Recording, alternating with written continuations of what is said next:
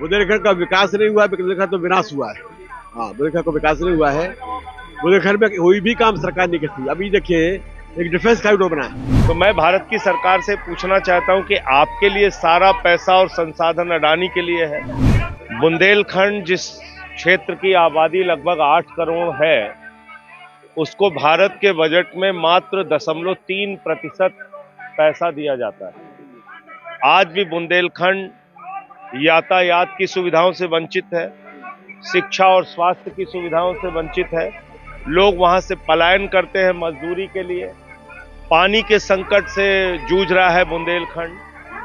तो मैं भारत की सरकार से पूछना चाहता हूं कि आपके लिए सारा पैसा और संसाधन अडानी के लिए है।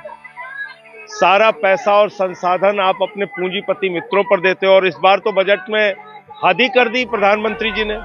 तालिबान तक को पैसा दिया है। तालिबान को पैसा दे सकते हो, बुंदेलखंड को नहीं दे सकते। तो भारतीय जनता पार्टी इस देश को तोड़ना चाहती है। देश के अंदर हिंसा फैलाने के लिए तालिबान को बजट दे रहे हैं, नौजवान को नहीं, किसान को नहीं, बुंदेलखंड के विकास को नहीं। इसलिए आज यहाँ पे धरना आदरणीय रघु ठाकुर जी के नेतृत्व में हुआ है, और आगे भी हम लोग इसको आंदोलन करेंगे। आपने सुना संजय सिंह जी को। तो आप यहाँ देख रहे हैं जंतर मंतर पर हूँ, और जंतर मंतर पर जब यहाँ पर बहुत सारे लोग हैं जो एक मांग लेकर को आए हैं, जो बुंदेलखंड के एक बहुत बड़े महापुरुष रहे हैं, उनको भारत रत्न दिया जाए। और लेकिन जब हम बुंदेलखंड का नाम आता है, यानी कि तब लक्ष्मी रानी बाई, जो कि झांसी की रानी के नाम से जाने जाते हैं, उनका नाम भी याद आता है। सर, आज आप लोग जंतर मंतर बुंदेलखंड के अंचल का जो पिछड़ापन है उसकी दूर करने के लिए वहाँ की जो मांगे हैं उनको लेके आए हैं। बुंदेलखंड की स्थिति ये है कि वहाँ आज़ादी के 75 साल के बाद केवल 4% सिंचाई है, बकाया सूखा इलाका पड़ा है। बड़े बड़े पर्यटन केंद्र हैं, परंतु पर्यटन का निगम नहीं है, पथ नहीं है। पानी बांधने का कोई सरकार ने योजना नहीं बनाई है। वहाँ की 6 रेल लाइनें ममता बनर्जी ने मंजूर की थी, उनके लिए पैसा नहीं दिया है। रेल लाइन का काम शुरू नहीं हुआ है। हमारे जो महान लोग थे, डॉक्टर हरि सिंह और मेजर ध्यानचंद, उनको भारत रत्न की मांग कर रहे हैं, उनको भारत रत्न नहीं मिला है। इतिहास से अन्याय हुआ है। हमारे यहाँ जो गांव के लोग का पैसा है, वो पैसा लेकर के बदेश्वरी जी आए हुए हैं, तो वहाँ का पैसा लेके कंपनी वाले भाग गए हैं, उनका पैसा वापस नहीं कराया है। ये सारी मांगों को लेकर हम लोग यहाँ पर आए हैं। आज हम लोग इनको लेकर सरकार को ज्ञापन दे रहे हैं, और इस आंदोलन को बुंदेलखंड का नाम इतिहास से आता है, और हम इतिहास सभी जानते हैं। रानी लक्ष्मीबाई वहां से आते हैं। क्या लग रहा है, जो देश के अंदर बोला जा रहा है विकास की लहर लहर रही है, और तमाम इस तरह के दावे हो रहे हैं, क्या बुंदेलखंड का विकास हो पाया? बुंदेलखंड का विकास नहीं हुआ है, बुंदेलखंड तो विनाश हुआ है। हाँ, बुंदेलखंड का विकास नहीं हुआ है।